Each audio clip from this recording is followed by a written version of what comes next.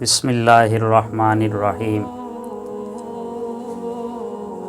ইয়া রব্বি সাল্লি ওয়া সাল্লিম দাইমান আবাদা আলা হাবিবিকা খাইরিল খালকি কুল্লিহিমি। বিষয়টা হচ্ছে ইলম। এই যে বাবু তোমরা সব দার্সি মাদ্রাসা, খারিজি মাদ্রাসা এই যে শিক্ষা অর্জন করতে এসছো, এটা ইলমে দ্বীন। এবং ইলমে কাকে বলা হয়? ইলমে যখন আমরা বলি, মান্তিকের একটা সংজ্ঞা আছে, যে কোনো জিনিসের আকার আকৃতি জেহেনে বসে যাওয়া। এই যে বিভিন্ন অ্যাঙ্গেলে ইলমের সংজ্ঞা বর্ণনা করা হয়, কিন্তু আসলে হলো ইলমে এমন একটা সম্পদ, এমন একটা খাজানা সম্পদ,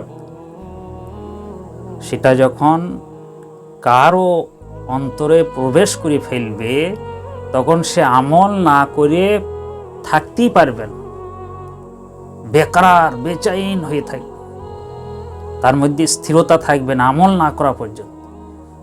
প্রকৃত ইলমে যেটা, সে আমলের দিকে টানবে, আমলের দিকে ধাবিত করবে।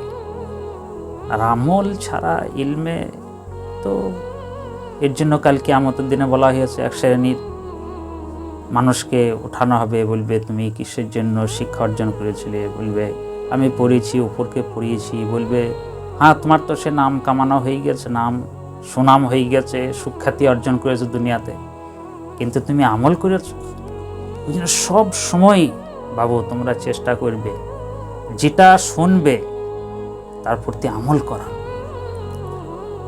আলিম বা আমল আলিম হতে হবে, তাহলে তার দুনিয়াতেও মান আছে, আর আখিরাতে তো তার মান, তার মাকাম, যে আল্লাহ জাল্লা জালালুহু আম্মা নাওয়ালুহু, তিনি যে কি মাকাম দান করবেন সেটা ভাষায় প্রকাশ করা যাবে না।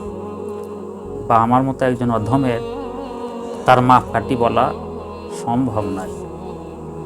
ওই জন্য সবসময় যে হাদিসটা শুনবো, পড়বো, তার প্রতি আমল করার একটা যেন উদ্বেগ আমাদের মধ্যে তৈরি হয়।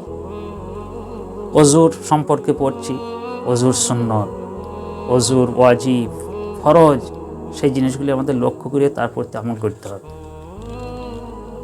এমনকি আমরা যেটাকে খুব ছোট ভাবি, ওয়াতাহসাবুনাহু হাইয়িনা ওয়া হুয়া ইনদাল্লাহি আযীম, আল্লাহর কাছে সেটা একটা বিরাট ব্যাপার। ওই জন্য মুস্তাহাবের উপর আমল, ওই জন্য মানুষ আমল থেকে বঞ্চিত কিভাবে হয়ে যায়? এটা তো মুস্তাহাব, এটা তো নফল, এটা তো সুন্নতে গায়ের মুআক্কাদা ইত্যাদি, এইভাবে করে করে সে ফরজ দিকে বঞ্চিত হয়ে যায়।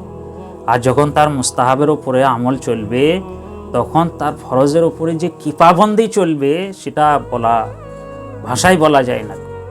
ওই জন্য ইলমের যেটা জানা, ইলমে মানে হলো জানা, কিন্তু হাদিস কোরআনের আলোতে যেখানে ইলমে শব্দ আসবে, আবার সেখানে ইলমের দিন বোঝানো হয়েছে।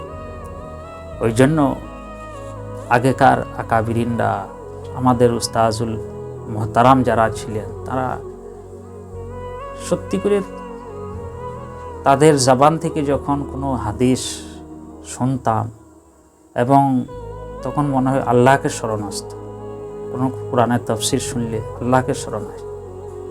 এইভাবে তাদের ইলমের ওপর আমল ছিল। তো ইলমের উপরে প্রকৃতপক্ষে যখন ইলমে আমার মধ্যে এবং তোমাদের মধ্যে প্রবেশ করে ফেলবে, তখন সে আমল না করে থাকতে পারবে না।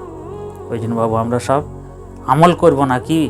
ইনশাল্লাহ সবাই আমলিয়া জিন্দেগি আমরা যাপন করব ইনশাল্লাহ।